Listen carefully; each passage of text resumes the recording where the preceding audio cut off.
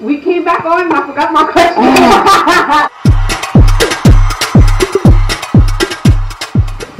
Hi, you're tuned into NoveeRose.com and I am here with a very special guest. I think you should say your name. It's a good Jen from Brooklyn. Hi, 97's, what's up?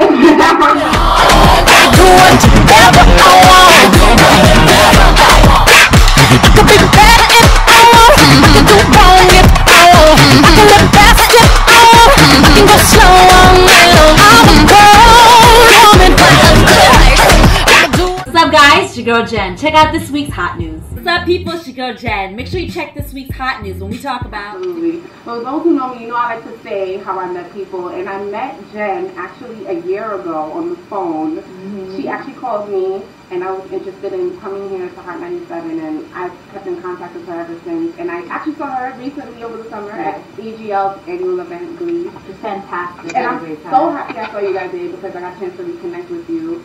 And yeah, I just want people to know, like, your journey, what it's been like for you. How did you get into radio? Oh, want me the whole story? Whole or the half story? Well, I've been in the business for about 6.5 years now. Around 7. You know, when you're a kid, you don't really know what you want, right? You get out of college, you're like, oh, I want to do this, and I want to do that. And I actually got an internship with Bad Boy Records. So I did that first for a little bit, working at Daddy's house, and then, you know, internship only lasts for a couple months, and then you move on. And then I actually got a call from Hot 97's, and they said, come in for an interview, we'd love to see you, meet you. I came in, did my thing, and then I ended up interning for Funk Flex show. At the time, Flex didn't have an intern period, so I was literally the first batch that came through, and I heard it. If you know the Funk Flex's show, it's hard, it's real hard. It's Tat with a shout to Tat. He actually produces Flex's show. You know, he's rough on people just to see what they're made of. So that was a learning experience, and I learned a lot from that. I interned for Enough, DJ Enough, here at Hot 97 too. Then I bumped into NoveeRose with Peter Rosenberg before they actually got the morning show. I don't know if you guys remember, but they had the morning show, right? Yeah. So they had just gotten the morning show. I think that was about 6 years ago. And then they took me under their wing, like, come with us. And I've been rocking out with the morning show ever since. Even in the morning now, too. I still rock out with them. Are you on air with them? I'm a character. Okay. So, and I'm a villain. Well, actually, from Cypher Sounds and Rosenberg and K Fox. Yes, absolutely, yeah. So when Kay was here, or wasn't here on vacation, they'd have me fill in and hold down the flashing lights and sports. So that was really fun. And that was a blessing. Cracking the mic at Hot. Like, it was just a moment for me. You know what I mean? What was your experience like the first time on air? Oh my God. The very first time, it was actually funny because Cypher Pete just pulled me in the studio and sat me down and introduced her. Like, hey, this is our intern Jen from BK, because she sounds like she has a sick accent from Brooklyn or whatever. And then they just put me on the spot and they made me name like 5 Biggie songs off of his Ready to Die album and stuff. And I was like, did you succeed? Oh, I did. Oh, okay. Brooklyn. Brooklyn all day. Held down. Nothing to worry about. So that was cool, but then actually doing the report, I was definitely nervous because what report? The flashing lights report for K Fox. You know, it was different when you sit there and you actually watch people do it. And behind the mic, you got 2 million people listening to you every morning, every day. You don't want to mess up because they'll get at you on social media. Like, you'll be like, wait, get this chick off to the class. So, but back then, social media wasn't as big back then, you know? That's the beautiful thing about Hot 97. We were so on that before it actually popped off. Yeah. We was already rocking, like, make sure our Twitter was good, our Facebook and Instagram and all that. So I was actually holding that down when we were doing that. But they showed me love, you know. I did it. By the second hour, I was in the flow, I was rocking, and by the end, I was chilling. Felt like I was doing it for years. Well, actually, I was a digital producer. I actually worked as an assistant to Cypher and Rosenberg on the morning show, but I was doing stuff. I was chopping up audio, I was recording shows, I was running out, getting them coffee, getting them breakfast, having to come back, calling phones for phone calls. It was just nuts. They were working you. Yeah, I know, it sounds crazy. Like, I did a lot. But like I said, it made me who I am today, like being able to multitask and stuff. And now I see like we have a ton of interns doing a bunch of stuff. And I was like, yo, I do all of the jobs. So So now that you're in the position, Yes. to look over the interns, Yes. how do you decipher like which person am I going to keep? Oh, I'm good at that. Really? Because I was once, intern. So you know who's a slacker and who can actually do work, by the way they carry themselves, the work ethic, when I ask them to do things. Going out and doing the intern thing, getting the coffee, getting the breakfast without complaining. Just able to take direction. And you know what it is, you got to take initiative when you're an intern. Absolutely. That's how you make it to where you need to be. So if someone who wants to help, constantly in your face, like, can I do this, can I do that? I look for a lot of that. And I was an intern here at High. Right. And now I just moved up the ranks. So if you just prove what you can do, what you're made of, you'll be good. So on a regular day, Jen comes into 97 every day. Yeah. What is your day like?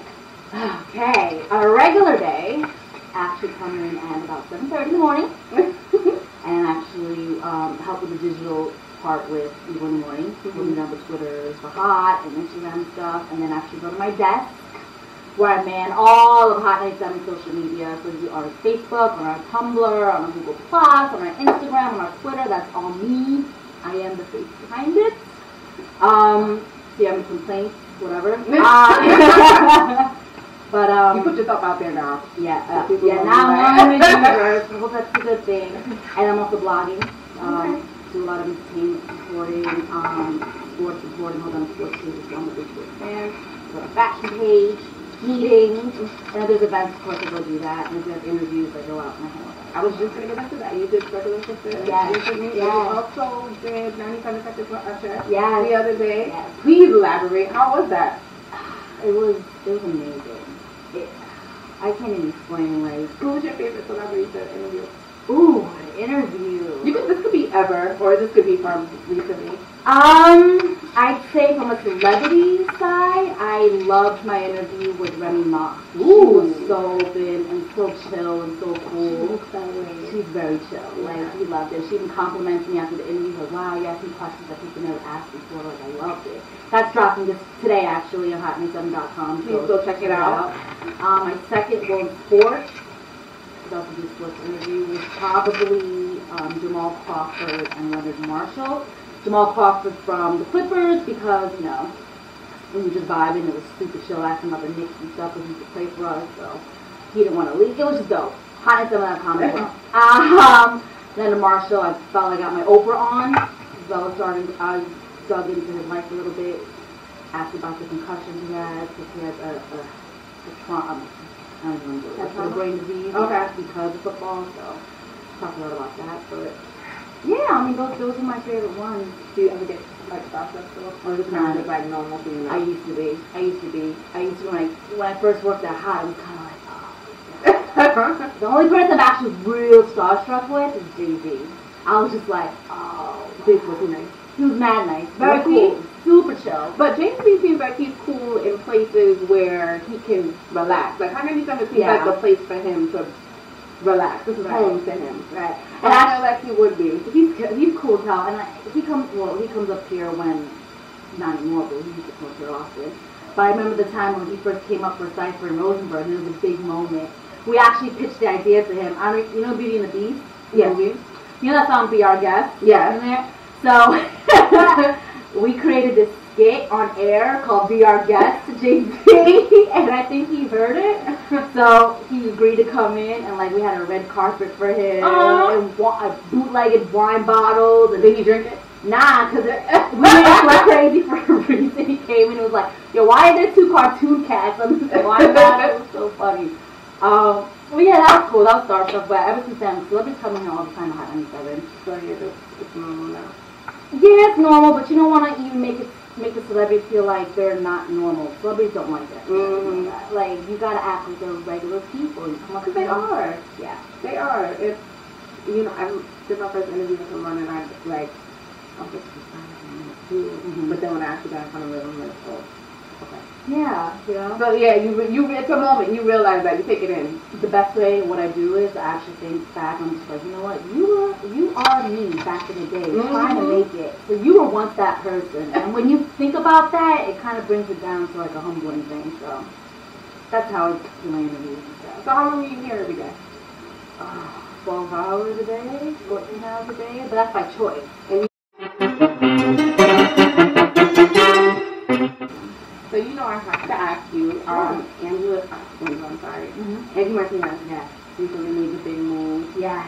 And she basically credited her desire to just do more with her career for the basis of moving.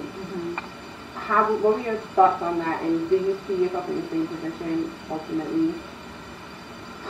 Or can you relate to her decision to do so? You know what? When I found out Angie was leaving, I cried. Really? I cried in front of her. Like, you know, me and Angie hadn't had like a conversation, but you know, I respect her so much because, you know, growing up in New York, all you knew was Angie Martinez on the radio. Absolutely. You know, and the way that I admire her so much because the way she is on the radio, it feels like you're not listening to someone on the radio. You know what I'm saying? You feel like you're talking to your own girl. Yeah, she's actually pulling you into the conversation. I freaking love that about her. So when she left, I felt like my homegirl left. You know what I mean? I played for like 20 years. But you know what? You gotta make moves for yourself. You gotta do what you gotta do. I understand the reason why she left. And I'm not mad at her. She had a career, and you know what? You can't knock her down for that. Absolutely. You can't knock her down for that. So I just have 2 more questions. Sure. Being the social media and basically digital, everything digital, we all know we live in a world that's completely digital right now. Do you sometimes like feel the pressure to uphold like a certain status of the station because it's so hard to get people to listen to the radio unless they're in the car, driving, or you know, just at home, click on the radio and listen to Hot 97. Do you feel like a certain thing to keep the content continuously going on the site and things like that? Yeah, you know, something that I learned actually at Hot in my position, we review numbers every week. So it's my job to increase our numbers in social media. It's like I'm forced to figure out a way how to make it happen. You know, with Hot is radio, but I think what we did really well is we turned it into not just radio, we turned our website and our brand into entertainment in general. Right. You know, when I first started here, digital producer a year or 2 ago, we were just getting about, I think, 1 million views a month or something like that. Now we're up to 9 million a month. And our Facebook is now the #1 Facebook in the world with a conversational radio station, so I'm very proud of that. Congratulations. Thank That's you. A big congratulations. Thank you. Yeah, it's you know, it's a lot of just knowing what the people want, putting out the information quick. You know, that's one thing about social media. You have to be on it. Like, they'll let you know if you're late a few hours. Like, if something broke, a news story broke, they'll let you know that you're late on. So I put a lot of my characters into Hot. Like, if you follow Hot, you know, I put up all the funny memes. You know, I put up funny tweets. Like. Also, follow her on IG, Jen from BK. Yes, please. She's pretty funny on on Twitter as well. And I also have a Tumblr. I gotta shout that out. Yes, I saw that. Yes, it's called 50 Shades of J. That's Tumblr.com. It's just my life, you know, stories. 20 seconds. Oh my God, we're running out. Okay, it's all good. But check that out. I also have a clothing line coming out as well. So keep an eye on that. What kind of clothing line? Real quick. It's like streetwear, urban wear for women, and potentially for men too. I'm trying to make it unisex. So check it out. Look for it, okay? And I appreciate you guys coming down.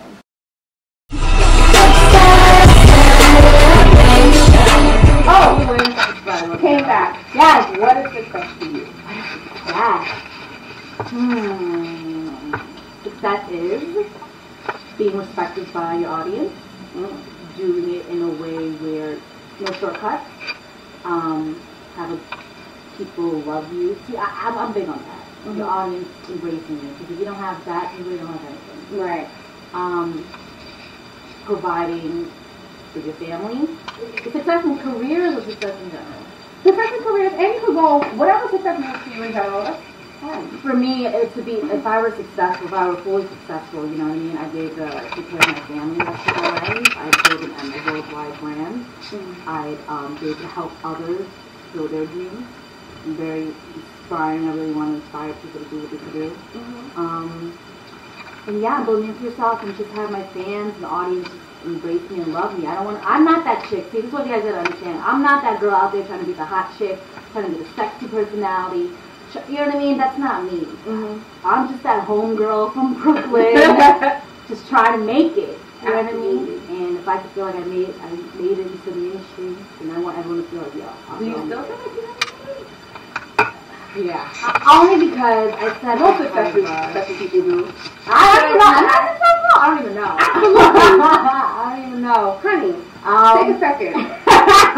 You're the social director of Hot 97, the historical Hot 97. Yes, that's Let's take a minute and let that sink in. Okay, let's soak that in. Absolutely. Let's soak that in for a second, ladies. Okay. Yes. So you got it? Yes. Thank you. Very, you know what it is? I really want to be a personality. So as far as the personality goes, I'm not quite there yet, but hopefully that'll change soon. But at that point, I'll be good at social media. I'll be a digital chick, and then I'll be on air. It'll be fantastic. One of the things we were talking about Eddie Martinez. Yeah. One of the things that when I first was in me, one of the things that I admired about her, because sometimes when you feel like you want to be a personality, you feel like you have to be so out there, be something that you're not. Because what if you're a calm person? Yes. But not everybody likes the whole, crazy aspect. But one thing I really admired about Angie Martinez is that she always had the ability to change herself. That's so important. For so long. So important. She's never changed, never tried to fit the mold of whatever anybody else is doing, nothing. And she was always herself. And I definitely feel like that with you as well. I feel like I can definitely see you being that girl from BK on the stage or on the mic. So yeah, definitely. That's why I admire Angie so much too. She has longevity because she just never changed who she was, and that's why I took success in being true to you. And Angie is just so good at being Angie. Yeah. I mean, there will never be another Angie Absolutely. ever. But that essence of realness, you just don't find it anymore. You know what I mean? Yeah.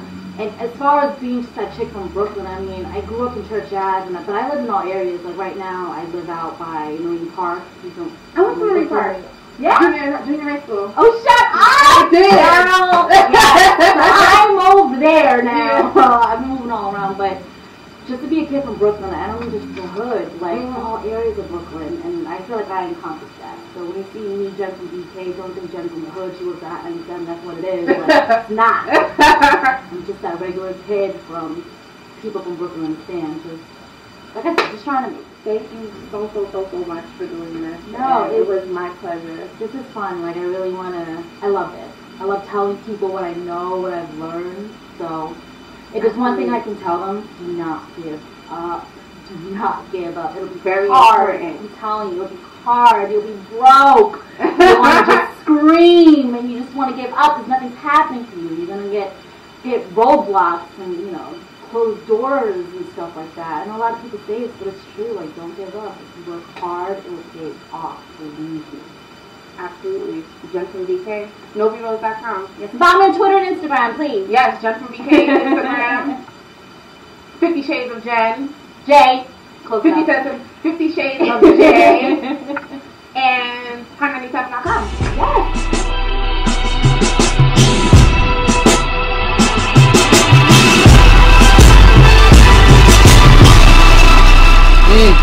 This is celebration, this is levitation. Look at how you winning now, this is dedication. This is meditation, higher education.